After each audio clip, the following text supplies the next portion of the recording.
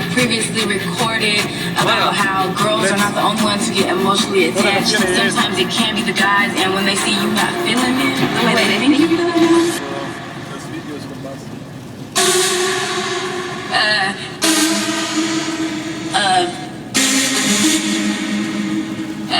Here it goes.